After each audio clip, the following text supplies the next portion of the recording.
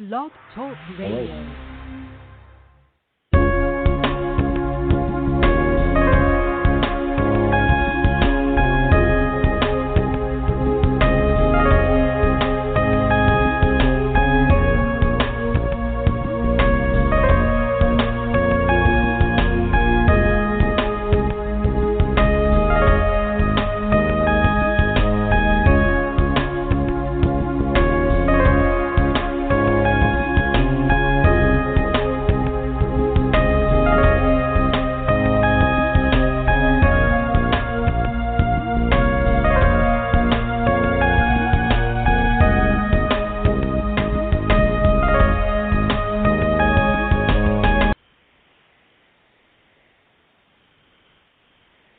Hello and welcome to Our Turn Social Media Network Radio. I am your host, James Whitfield, and today we will be discussing the issues that divide us. This can be interpreted to address issues that divide us as a people as well as us as a nation. Before we begin our live broadcast, we ask that our callers, before we begin our live broadcast, we ask our call-in guests to abstain from using profanity and be respectful of other callers and their opinions. We each were raised up with different values and belief systems. This show is about uniting us, not dividing us. We'll be right back.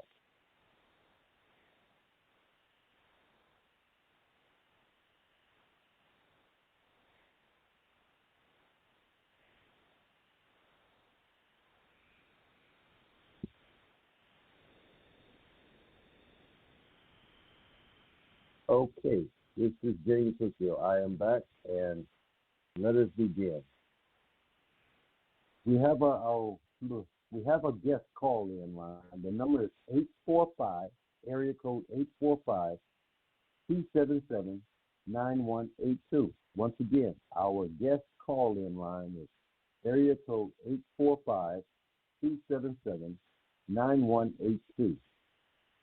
Our topic today is the issues that divide us. Thank you, and once again, I am your host, James Whitfield, here at blogtalkradio.com/OTSM, also referred to as OTSM. Over the past 2 weeks, we have witnessed the death of Mr. George Floyd in real time by the Minneapolis Police on May 25th, 2020. And the civil unrest emanating from Minneapolis, Minnesota, have spread to every state in the United States of America and their territorial possessions. As of June 8th, 2020, there were 1,017 tracked and active protests and demonstrations, which shows no signs of slowing down anytime soon. The deliberate actions of peace officers, whom are in a position of public trust, in broad daylight while being filmed, purposely and deliberately killed a black man on the streets of South Minneapolis. Let that sink in for a minute. Let me read that again. Over the past 2 weeks, we have witnessed the death of Mr. George Floyd in real time by Minneapolis Police on May 25th, 2020, and the civil unrest emanating from Minneapolis, Minnesota, has spread to every state in the United States of America and their territorial possessions, which also includes Puerto Rico and Guam, and the U.S. Virgin Islands. As of June 8th, 2020, there were 1,017 tracked protests and demonstrations, which shows no sign of slowing down any time. The deliberate actions of peace officers, whom are in a position of public trust, in broad daylight while being filmed, not giving a damn, and purposely and deliberately killed a black man on the streets of South Minneapolis. Apparently, these officers were under the belief and assumption that killing an unarmed black criminal suspect would be found a justifiable homicide. They were wrong. They were eventually arrested and charged. Officer Derek Chauvin is charged with second-degree murder, third-degree murder, and second-degree manslaughter. The remaining 3 officers are charged with aiding and abetting second-degree murder. It's the same as if they also killed them themselves. They each appeared in court at bail set. Currently, we don't know if any of these have been released on bail or bond, but let's move on. Racism exists and probably would have continued to flourish had the whole world not seen a man die before their eyes. The people of all races in Minneapolis, Minnesota had endured enough of the business as usual. Minneapolis police killing black and brown men and women without being held accountable for their actions. The world had no idea that Minnesota would kick off a protest/demonstration that would reverberate around the world. All 50 states of the United States and their territorial possessions, and 18 countries and growing, spanning 5 of the 7 continents.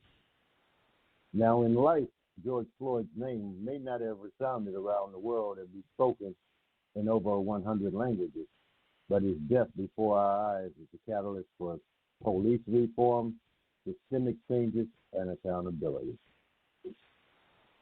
So my question to you, and I hope our callers, our listeners, will call in and give us some feedback so that we can develop a dialogue here on this issue. The number one question here is, what is the number one issue that divides us here in the United States and globally? Now, this question is multi-part. There's a part A, part B, and a part C. So let's talk about the systemic approach to keeping poverty at an all-time high. It is my belief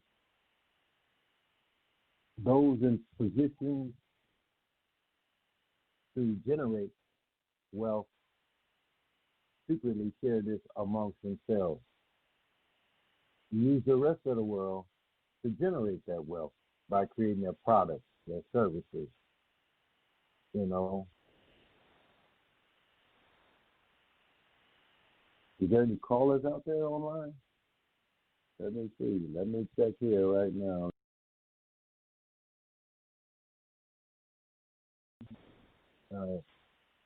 We're back here. I'm back on the air here. So.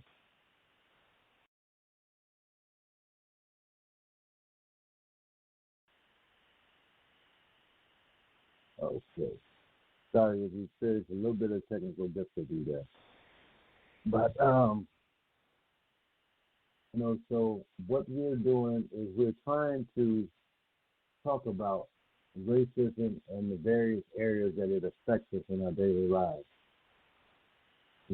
So the racism is not only inherent in law enforcement. Not all law enforcement agencies are bad. Let me be perfectly clear about that. There's bad apples in every group, And just so happened that Minneapolis happened to been the focal point where it all came out at here recently. Tragically. So in healthcare, our education system, and our employment industries here in the United States. So it's something that needs to change, because otherwise we as a country, we're not going to be able to function properly, unless some changes are made across the board where we all can peacefully coexist and get along.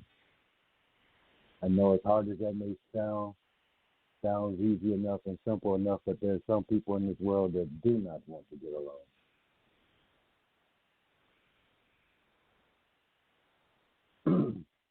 Okay, part 1B is let's hold discussion groups on building black wealth again. There was times when there was Black Wall Street and Rosewood. These were black communities built up by black men and women where they own their own hospitals, their own banks, their own school system, everything. But the country did not like that, and they burnt it to the ground, and people lost everything and had to start over. Some didn't start over. Some lost their lives during that time. And see, we as a race of people must be able to trust in the black and brown in the same way that you trust your money and your other possessions to the white man. That is our biggest problem right there, is learning to trust another one of the same shade of brown or black that you are. That has to cease if we are to be unique in any front. So,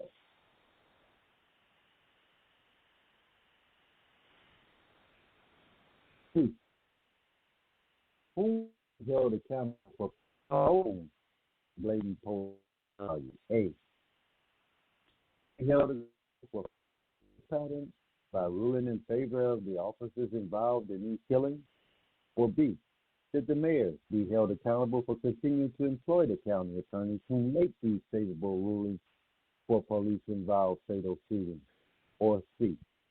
Should the chief of police, should the police chief be held accountable for accepting the ruling / finding of the county attorneys in favor of the officers involved in these killings? These are some questions that you should sit down and seriously give some serious thought to and think on, what do we need to do? Right now, Chief Arredondo here in Minneapolis is facing harsh criticism, people wanting to resign or be fired. But you have to understand one thing. Chief Arredondo, like Chief before him, Jamie Harto, they inherited a police force that had these problems. Let's just leave it at that. We're not pointing any fingers at anyone or saying any names, but the problems existed before they even came in. They've been working to resolve them and make them better. Chief Jamie Harto, she was there for several years, and the former mayor decided he did not like the chief and fired the chief. Then Chief Arredondo was appointed. So I don't think that the chief should be held accountable for the actions of those under him, even though he is the chief of police and he should know what's going on, but no one understands the mental state of every individual that they employ. And so now let's move on to issue 3.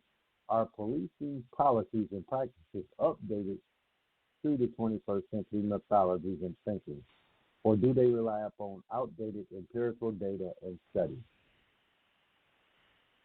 That means simply they're doing things the way they've always done for the past 30, 40, 50 years without changing. So, and number 4 is, are peace officers periodically given psychological examinations? If not, why? If so, how often are they doing, how often during a 1-year period are they screened and evaluated for psychotic breaks? I've always lived on the opposite side of the law, so therefore I have no idea what a police officer goes through. I know it was stressful enough for me for them trying to keep them from catching me. But seriously though, it makes you wonder. It's a stressful job. You know, they're dealing with a lot of different issues. They have to be part minister, part educator, part psychologist, counselor, family therapist, all rolled into one, while also policing and maintaining the safety and security of the city streets and its residents. So that can take a toll on one's mental health. But unless they are properly screened and evaluated periodically, it's easy for one to suffer these psychotic breaks and begin to think that they're above the law, and that's wrong. So a few years ago, I posed a question to former Hennepin County Sheriff Richard Stanton when he and I were guest speakers at a Liberty Patriots Tea Party meeting in 2015. I asked him, Sheriff Stanton, how often are officers screened for psychotic episodes or mental health checkups? To which the Sheriff Stanton responded, our officers are evaluated when they are hired. I asked the question, are there any follow-up examinations? There was no response from him on that issue. So I took that as there was no mention of follow-up examinations for police officers here in the state of Minnesota during the lifespan of their careers, barring a reason.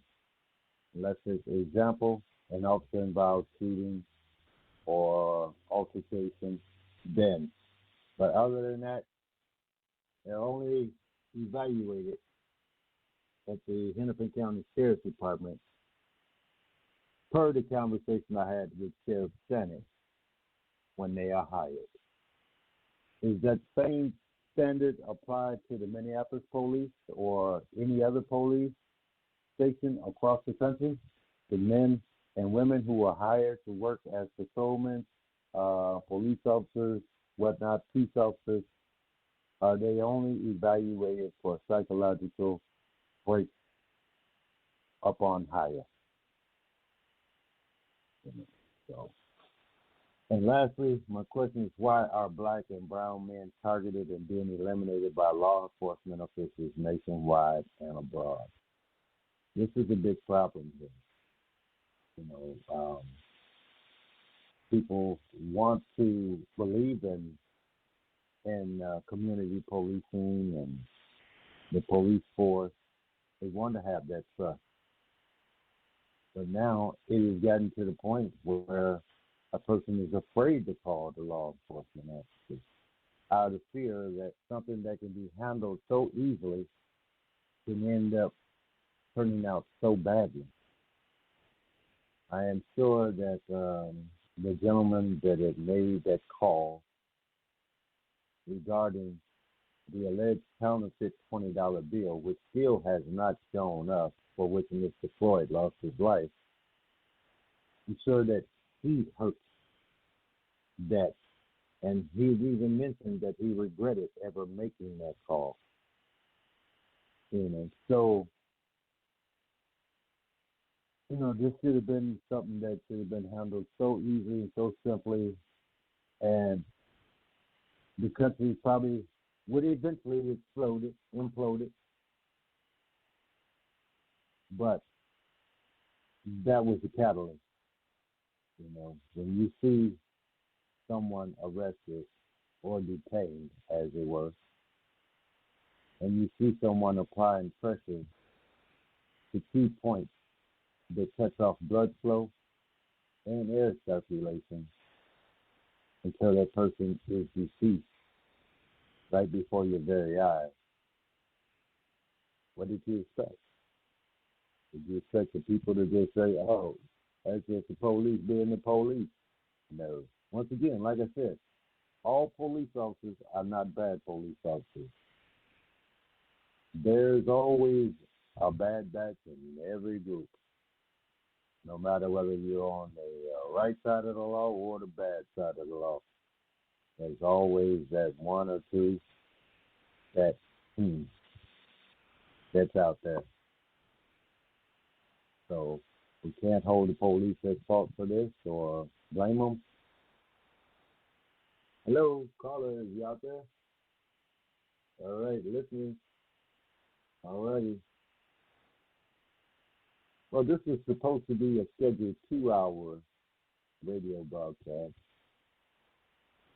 But I guess, with the timing and the amount of time to get our marketing and advertising out to the public, kind of dropped the ball on that one. So this is on me. So we'll conclude this broadcast here early. If anyone would like to later call, speak to me, you can reach me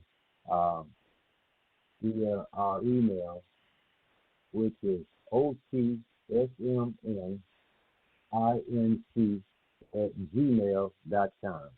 Once again, that's otsmninc@gmail.com. Thank you.